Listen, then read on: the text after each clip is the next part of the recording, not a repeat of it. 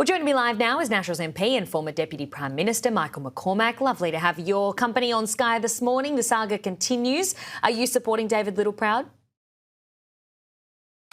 Yes, I am. But whilst we're talking about this and whilst people out there watching this think we're just talking about ourselves, they're actually paying 40% more for their power bills. They're paying 22% more for their rents. The National Disability Insurance Scheme is a mess. You can't get a bulk billing doctor out in regional Australia, and the roads are crumbling in our country areas. And they're the issues that I think we should be talking about as MPs, listening to our electorates, coming back here and acting upon those things. And instead, we're talking about leadership speculation, ambition, and rolling one another. I mean, we really need to get back to core business, and core business is the people out there, the people who are listening and watching this telecast, Holly.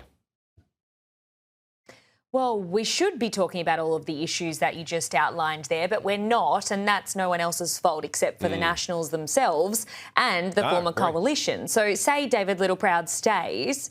If David Littleproud stays as leader of the Nationals, what then? It's still a mess. Well, I think what we then need is diplomacy and discipline, and sometimes in politics you have to just eat a little bit of humble pie, and I think that probably needs to go on from both sides. Both sides weren't entirely blameless, but the blame should have been cheated home to Labor, which rushed nation-changing legislation by way of hate speech and indeed the gun reform through the Parliament in double quick time, not giving people the opportunity to debate these important reforms, not being able to give people the ability to speak up on behalf of their electorates on two pieces of legislation that were significant. And we only had a matter of some hours to do just that for both bills. The debate was gagged. The Parliament had the bills rushed through them, and this should never have happened. And of course, then what unfolded was the unseemly mess of David and Susan not being able to reach each other, shadow ministers putting in their resignations, and we all know what came as a result of that. Well, the longer the split goes, the worse it gets, and arguably neither party can survive without the other, or let alone win, and the new polling doesn't look good or help that factor today either. So what needs to happen here for the band to get back together?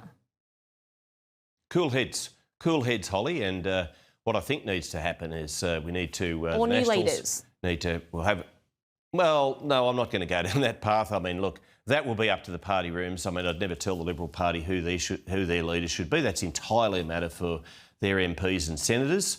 And what I would say, though, is Susan Lee has not had the clear air that she deserves as a leader, as indeed the first female leader of an opposition party of the Liberal Party, and the Liberal Party's been around since 1944.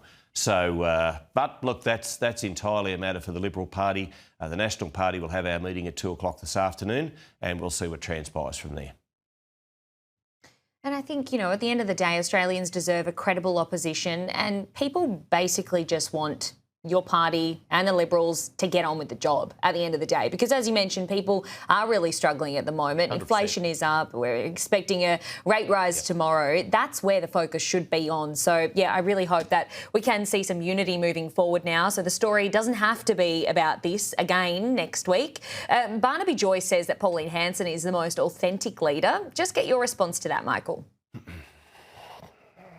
Well, Pauline's been around politics in Canberra since 1996, since the mid-90s. I mean, what has she ever built? I mean, look, she's very effective at getting publicity. She's very effective at that clickbait publicity, with the wearing of the burqa the other day, which was just a stunt. She tried the same stunt 7 years ago. I'm not quite sure what it achieves. One Nation is, by and large, a protest movement, and people are, at the moment, they're dissatisfied. And so when the pollsters ring up, they'll always tell a pollster that they're cranky, that yes, I'll give One Nation a vote, but whether that transpires into a vote at the next general election, I doubt it. And it's such a small cohort of people who actually ever get polled. It's about 0.006% of the eligible voting public. So look, we'll see what happens. We need to be a lot better as the National Party, as a coalition, We need to reunite, and we do need to be a lot better at listening and making sure we act on people's concerns. People out there, you're right, there's an interest rate decision tomorrow. People are already paying $21,000 more on the average mortgage than they were when we were in government. This is unsustainable, and there are a lot of things out there which are, quite frankly, unsustainable for small business owners, for trucking companies which are going to the wall, and the construction industry which is in free fall. And we're talking about, you know, polling and ourselves, and it's simply not good enough. We need to get back to basics. You certainly do. So the focus today will be very much on who your leader is at the end of the day today. Michael McCormack, thank you as always for your time on Sky. We'll see you soon.